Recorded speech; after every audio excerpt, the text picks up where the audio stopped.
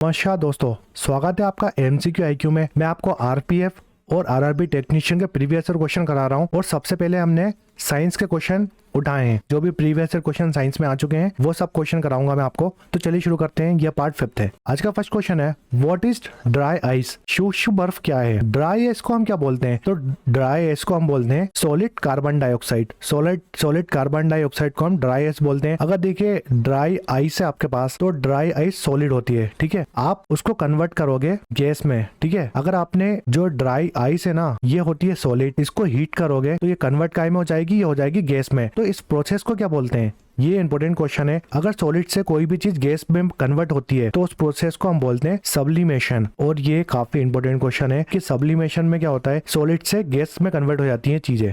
Next question है, टायरलीन is a condensation polymer of ethylene glycol and which acid? Terylene ethylene glycol और किस अम्ल का संघनन बहुलक है? देखिए जो टायरलीन है ना, वो इथाइलिन ग्लाइकोल और कौन से एसिड से मिलकर बनता है? इसका करेक्ट आंसर है ऑप्शन डी, टेरेप्थैलिक एसिड और इथाइलिन ग्लाइकोल से मिलकर बनता है टायरलीन। देखो टायरलीन को एक और नाम से जानते हैं हम, तो डेक्रोन। इससे पहले वाले लेक्चर में बताया था डेक्रोन के बारे में। जो हमारा डेक्रोन है ना, वो हमारा सिंथेटिक फाइबर है। तो सिंथेटिक फाइबर का एग्जाम है डाइक्रोन, और जिसको हम टायरलीन भी बोलते हैं। नेक्स्ट क्वेश्चन है, Which of the following metal shown by its symbol is generally used for making filament of bulb? निम्नलिखित में से किस धातु उसके प्रतीक द्वारा दिखाया गया है का प्रयोग आमतौर पर बल्ब के तंतुओं को बनाने के लिए किया जाता है? देखिए इससे पहले वाले लेक्चर में मैंने बताया था बल्ब के बारे में कुछ इंपोर्टेंट क्वेश्चन, कि जो बल्ब का फिलामेंट होता है ना, वो बनता किससे? टंगस्टन से बनता है। मगर इसमें टंगस्टन का नाम ऑप्शन में नहीं दिया, इसमें टंगस्टन का सिंबल पूछा है। तो टंगस्टन का सिंबल होता है डब्ल्यू, और ये काफी इंपॉर्टेंट क्वेश्चन है, ऑप्शन डी। और जो बल्ब होता है ना, बल्ब में गैस कौन सी प्रेजेंट होती है? तो बल्ब में गैस प्रेजेंट होती है आर्गोन, जिसका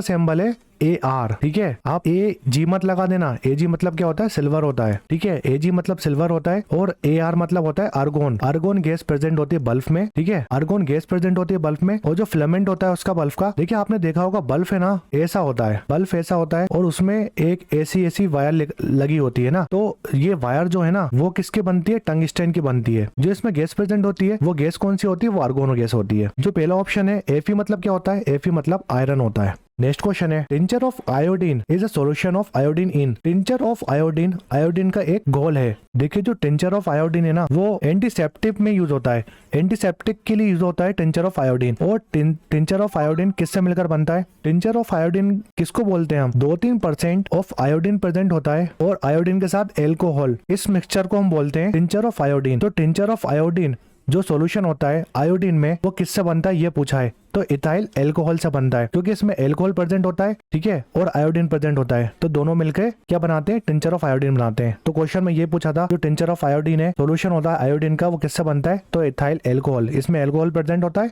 और आयोडीन प्रेजेंट होता है। नेक्स्ट क्वेश्चन है, in which industry potassium nitrate is used commercially? किस उद्योग में पोटेशियम नाइट्रेट का व्यावसायिक रूप से उपयोग किया जाता है? देखिए जो पोटेशियम नाइट्रेट है, वो कौन सी इंडस्ट्री में यूज होता है? तो पोटेशियम नाइट्रेट जो फायर क्रैकर होते हैं ना, उसको बनाने में यूज होता है।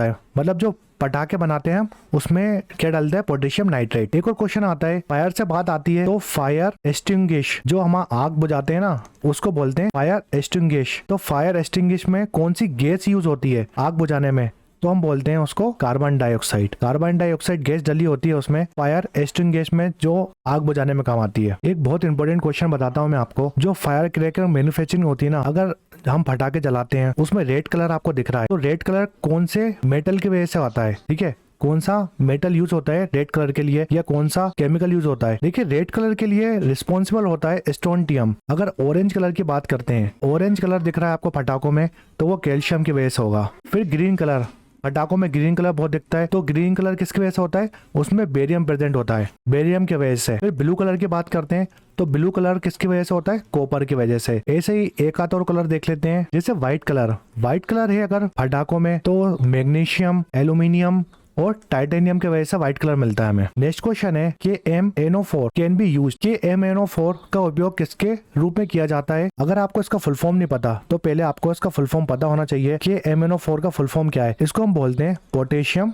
परमैग्नेट। पोटेशियम परमैग्नेट बोलते हैं हम KMnO4 को। एक और क्वेश्चन आता है, जो इससे पहले मैंने पोटेशियम नाइट्रेट पढ़ा है ना आपको, पिछले क्वेश्चन में पोटेशियम नाइट्रेट पढ़ाया था मैंने, जो फायर क्रैकर्स में यूज होता है, उसका फॉर्मूला क्या है? तो उसको बोलते हैं KNO3 बोलते हैं पोटेशियम नाइट्रेट को, और KMNO4 बोलते हैं पोटेशियम परमैंगनेट को। तो जो KMNO4 है ना, जो पोटेशियम परमैंगनेट है ना, वो यूज कहाँ होता है? ये यूज होता है डिसइंफेक्टेंट में। डिसइंफेक्टेंट मतलब क्या होता है? जो भी हमारे हार्मफुल बैक्टीरिया होते हैं ना, हार्मफुल बैक्टीरिया या कीटाणु वगैरह को मारने में यूज होता है ये। अगर फर्टिलाइजर की बात करते हैं तो फर्टिलाइजर में क्या यूज होता है? यूरिया। और यूरिया में भी क्या प्रेजेंट होता है? यूरिया जो होता है उसमें 46% नाइट्रोजन प्रेजेंट होती है। इंपॉर्टेंट क्वेश्चन है। नेक्स्ट क्वेश्चन है, which among the following is use to treat indigestion? अपाच का उपयोग करने के लिए निम्नलिखित में किसका प्रयोग किया जाता है? देखिए, डाइजेशन का ट्रीटमेंट करने के लिए किसका यूज करते हैं हम? एंटी एसिड का यूज करते हैं। इसका करेक्ट आंसर ऑप्शन है। इसका करेक्ट आंसर ऑप्शन है, एंटी एसिड का यूज करते हैं इंडाइजेशन में हम। देखिए एंटीसेप्टिक लिखा है तो बोरिक एसिड यूज होता है एंटीसेप्टिक में। एनाल्जेसिक की बात करते हैं तो जो पेन किलर होती हैं वो एनर्जेसिक होती हैं हमारी। एंटीबायोटिक मतलब क्या होता है? एंटीबायोटिक मतलब क्या होता है? जो बैक्टीरियल ग्रोथ होती है ना, उसको खत्म करता है एंटीबायोटिक। नेक्स्ट क्वेश्चन है, the antiseptic compound present in Dettol. जो हमारा डेटॉल होता है, डेटॉल क्या करता है? एंटीसेप्टिक का यूज होता है, मतलब जो हार्मफुल चीजें होती हैं उसको मारने या कीटाणु वगैरह को मारने के लिए यूज होता है डेटॉल। तो उसमें कौन सा कंपाउंड प्रेजेंट होता है? इसका करेक्ट आंसर है ऑप्शन डी, एनलेरो ऑक्सीलेनॉल। ये प्रेजेंट होता है डेटॉल में। नेक्स्ट क्वेश्चन है, which base is generally found in soap? आमतौर पर साबुन में कौन सा शरक पाया जाता है? देखिए, इस क्वेश्चन में क्या पूछा है, जो सोप बनती है ना उसका बेस क्या होता है? तो सोप का बेस होता है सोडियम हाइड्रोक्साइड। इसका करेक्ट आंसर है ऑप्शन ए। और सोप में प्रेजेंट होता है सोडियम और पोटेशियम। और सोडियम हाइड्रोक्साइड को हम एक और नाम से जानते हैं, इसको हम बोलते हैं कॉस्टिक सोडा। देखिए, अमोनियम हाइड्रोक्साइड लिखा है। अमोनियम हाइड्रोक्साइड का फॉर्मूला क्या होता है? इसका फॉर्मूला होता है NH4OH। सिलिकॉन डाइऑक्साइड का फॉर्मूला भी पूछ सकता है, SiO2 सिलिकॉन डाइऑक्साइड का फॉर्मूला होता है। और कैल्शियम हाइड्रोक्साइड का फॉर्मूला भी आप याद रख लो, इसका फॉर्मूला होता है CaOH2। ये होता है कैल्शियम हाइड्रोक्साइड का फॉर्मूला। नेक्स्ट क्वेश्चन है, which of the following is used non stick coating for cooking utensils? निम्नलिखित में से कौन सा खाना पकाने में बर्तन के लिए नॉन स्टिक कोटिंग के रूप में उपयोग किया जाता है? इससे पहले वाले लेक्चर में बताया था आपको, जो नॉन स्टिक कोटिंग लगी होती है, जो हमारा तवा होता है ना, उसकी बात हो रही है। तो नॉन स्टिक कोटिंग होती है तवे में, वो होती है टेफ्लॉन की। इसका करेक्ट आंसर ऑप्शन डी। देखिए, प्रीवियस क्वेश्चन करा रहा हूँ मैं आपको RPF और RRB टेक्नीशियन के, उसका 5th पार्ट था ये। इससे पहले वाले लेक्चर नहीं देखे तो जरूर देखिए, क्योंकि डेफिनेटली एग्जाम में क्वेश्चन आएगा इससे। वीडियो पसंद है तो लाइक करें, शेयर करें, सब्सक्राइब करें। MCQ IQ को आप हमारे साथ टेलीग्राम चैनल में भी जुड़ सकते हैं और इंस्टाग्राम चैनल में भी आप जुड़ सकते हैं हमारे साथ, जिसकी लिंक आपको डिस्क्रिप्शन में मिल जाएगी वीडियो के। Thanks for watching MCQ IQ।